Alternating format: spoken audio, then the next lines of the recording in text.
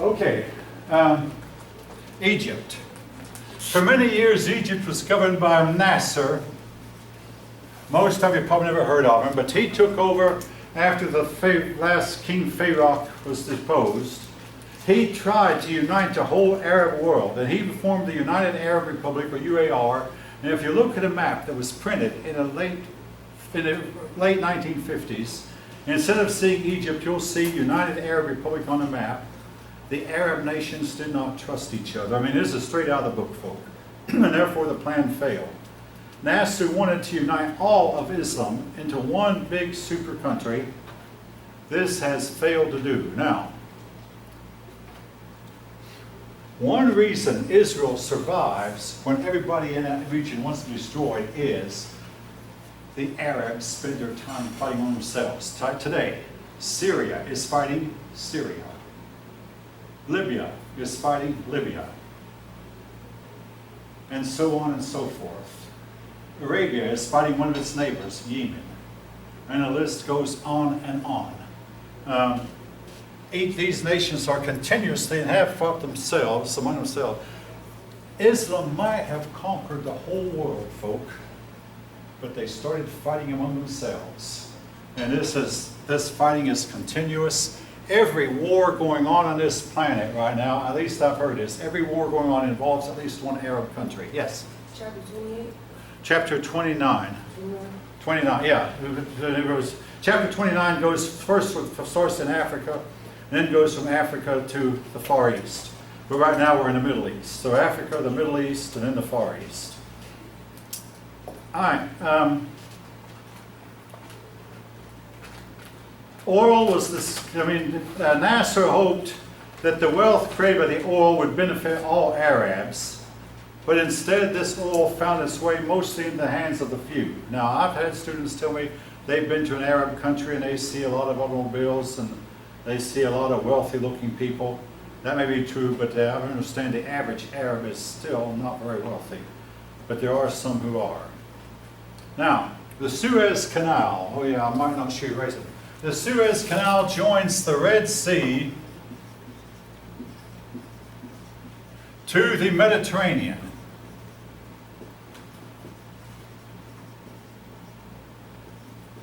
To the Mediterranean.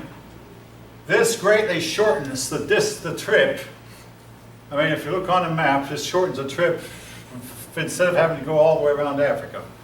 And, well, eventually Nasser took over the Suez Canal. Israel protested, Israel protested, so did Great Britain and France. So Great Britain and France and Israel moved to take the canal back. And folk, this is going to sound strange, but of all people, President Eisenhower sided with Egypt. My dad always hated him for that, I'll say that much. But he said, I trust that Ike as far as I can throw him. But anyway, President Eisenhower sided with Egypt, and Britain and France and Israel backed off. Israel depends greatly on help from the United States, so they backed off and did not take the canal back.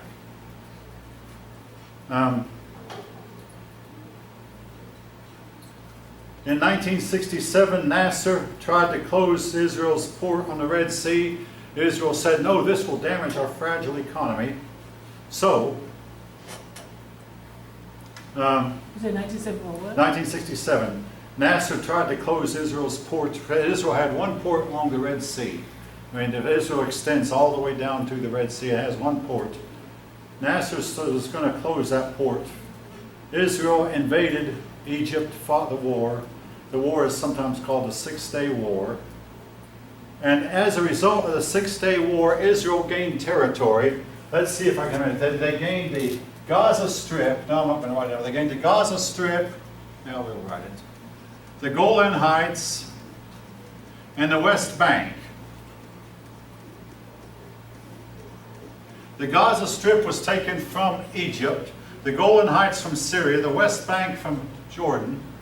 To this day, Israel has refused to give these territories back. They say we need that Golan Heights in order to, I've been to the Golan Heights, and you can actually see a lot of the land of Syria down below. It's a tall place. Of course, today you have satellites, and the Golan Heights might not be that important. but Israel has refused to give them back. Israel's territory greatly expanded at the expense of the Arabs.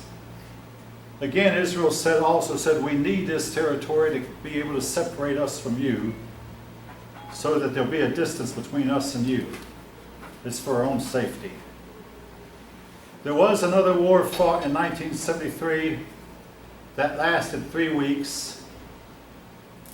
When that war was over, the new Egyptian president, Sadat.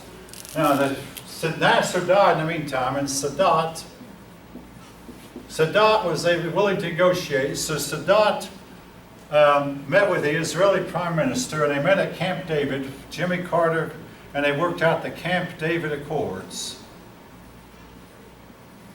The Camp David Accords was to last 30 years. The Egyptian president was Sadat, and right now I can't think of the name of the Israeli president, but anyway, they worked out the Camp David Accords, and the agreement lasted until about, Begin, Menachem Begin. Sadat and Begin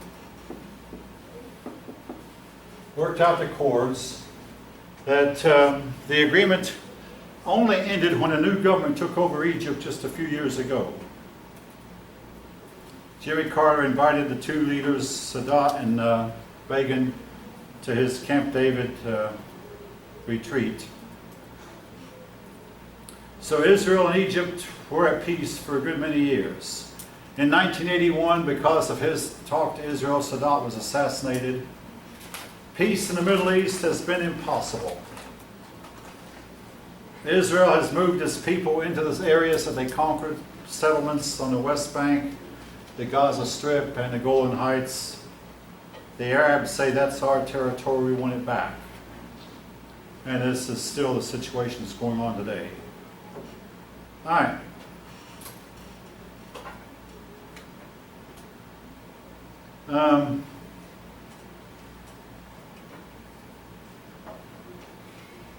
After the 1973 war, Arab states met and raised oil prices. The prices benefited Iran. Now we're on the subject of Iran. We kept in power a man named, well, I'll just call him the Shah. His real name was Shah Pahlavi, but the Shah was his title. We had put his family in power and kept them in power for a few generations. The reason we supported the Shah, we believed the Shah would be on our side, would not be communist. Would not go for the communists.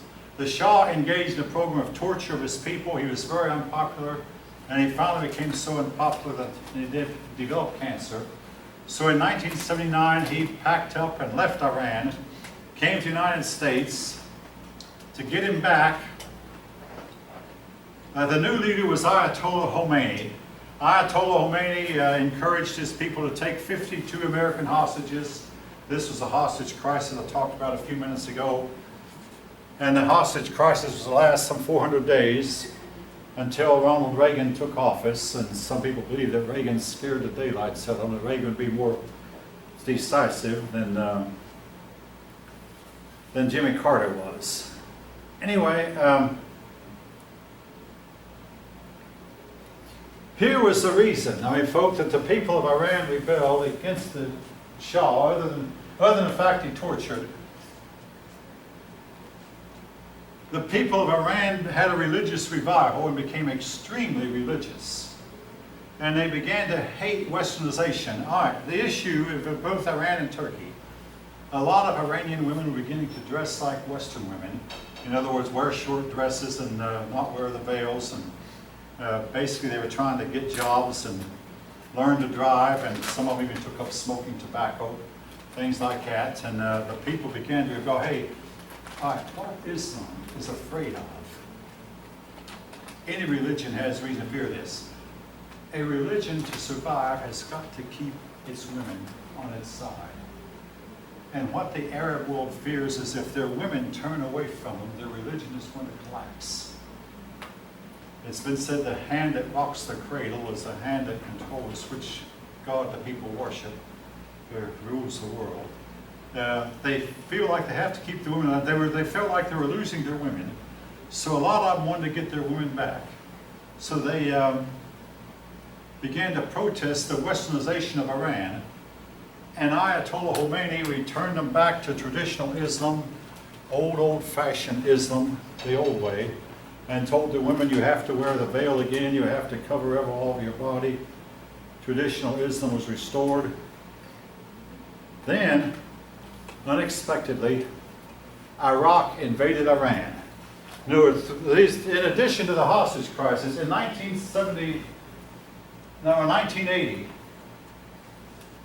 Iraq invaded Iran, and when the war started, the war was to last 8 years. Henry Kissinger said at first, it's too bad only one side can lose this war. He was wrong, both sides lost. They kept fighting. The problem was Iraq, Saddam Hussein wanted to end the war after he saw he couldn't win, but the Iranians would not quit fighting. And the fight was brutal, lasted 10 years, and resulted in bad times for both of them. The Soviet Union also was threatening Iran from the north. The Soviet Union, meantime, invaded Afghanistan just east of Iran. And Iran was in deep trouble. All right, moving on from Iran to Iraq. Iraq at this time was headed by Saddam Hussein. Now again, folks, I'm talking about things that I remember personally. Some of this stuff, I mean, these names might be familiar to you, it might not. But Saddam Hussein had taken over Iraq. He killed 1 million of his own people, but he kept law and order. All right, I'm going to jump ahead a little bit. I was asked by a Middle Eastern pupil a few semesters back, here's a question. Were things better off after we got rid of Saddam Hussein than they had been before? If someone asks you that, anybody know what answer you have to give? We got rid of Saddam Hussein. Were things any better off in Iran? The answer is no. That's when the ISIS got started. That's when terrorism had a big increase. Saddam Hussein, evil though he was, he kept some of that in check. In 1990, the year my oldest daughter was born, Saddam Hussein invaded Kuwait to get Kuwaiti oil. President George Bush formed a coalition, like I already mentioned, and went back and drove Saddam Hussein out of Kuwait. Well, we believed at the time that the Iraqi people would rise up and kill Saddam Hussein. They didn't, so in 2002 we fought another war, and this time we made sure Saddam Hussein was killed. And Iraq has not been stable since. All right. Now, Muslim women are the most suppressed in the world. Now, they're having a more difficult time doing this, but at one time in the Middle East, even recently, Muslim women who committed adultery were stoned to death. The problem they're having with that now is that every time this happens, or starts to happen, the rest of the world rises up and creates a big protest, say that's not a proper punishment for persons who stray from your morals.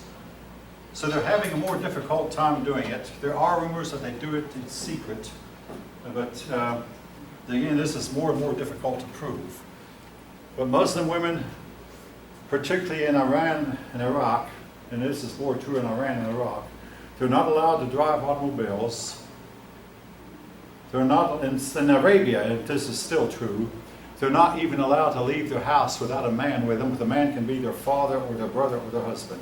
But other than that, they must stay at home. They must not venture out of the house without a male escort who's closely related. And of course, they have to cover themselves up. And this is not changing.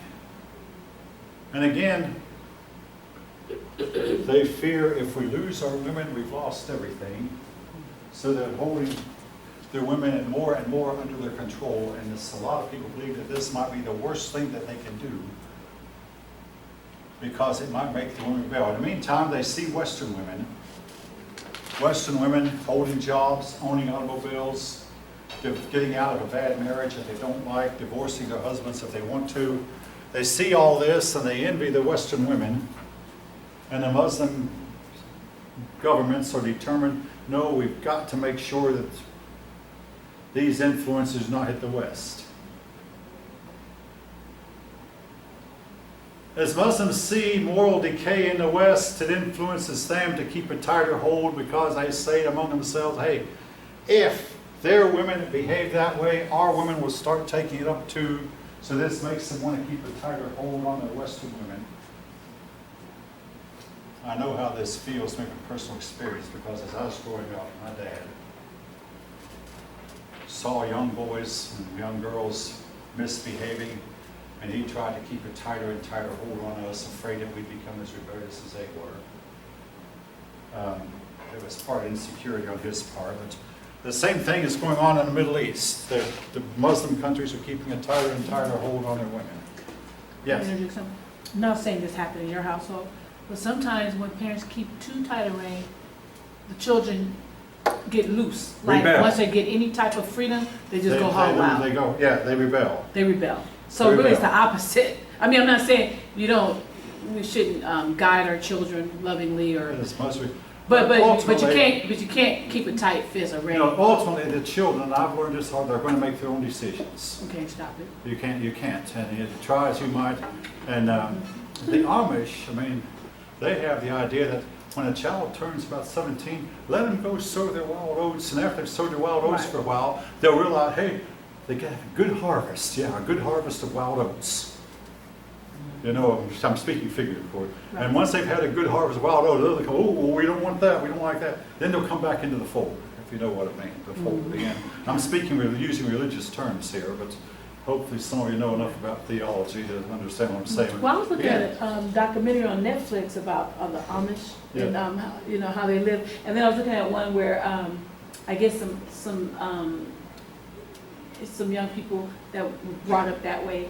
They went to New York Mhm. and they were trying to get used to the culture outside of what they're used to, Yes. and some were able to adapt, and some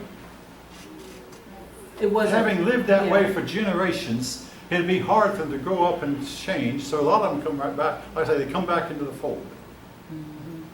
Yeah, it's interesting. Now, one female leader now that the Middle East had was a woman in Israel named Golda Meir.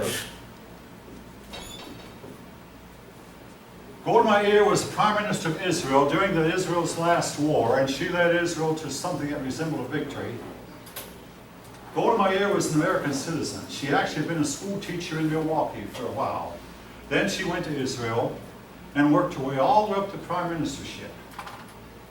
Now, one time when we was watching the war on TV, I was on a college campus at the time in graduate school, and we were watching the news. And one of the young men saw Golda Meir, and he said, I tell you, that woman has got to be the ugliest woman on the face of the earth. Well, be that as it may, she was by this time an old woman. And maybe she was not all that, but she had been more attractive when she was young. But I want to quote Golda Meir one time. She said to her Arab neighbors, she said, we can forgive you for killing our sons, but we cannot forgive you for making us kill your sons. The Jews were so hard against killing and hated the idea, but she said, you have made us kill your sons and we can't forgive you for that.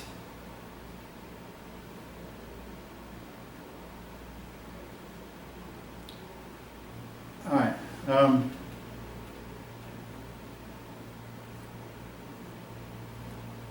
Anyway, this sums up a lot of the situation that's going on in the Middle East, has been and is largely still going on. As for Iran today, Iran is making a lot of news, and it looks like the Western world is on the brink of war with Iran. And a lot of persons believe that Iran is extremely desperate because of the economic sanctions put on them. And with economic sanctions, they simply cannot function economically. I mean, simply, trade. Trade is so important these days. And with trade sanctions, Iran has a difficult time selling its oil and has a difficult time buying the other products that they need. All right, now, while I'm thinking, there's one thing I failed to mention about Africa, then I'm going to move on to the next chapter. But about Africa, one thing I failed to mention, folk, and that their farmers tend to farm only one crop. This is bad business.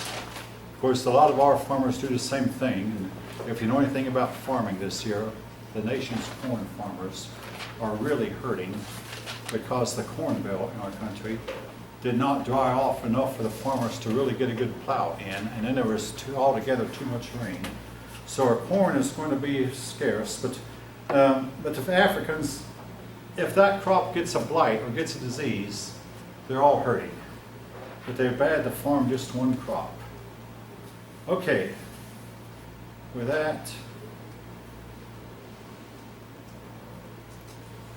all right, we will pause.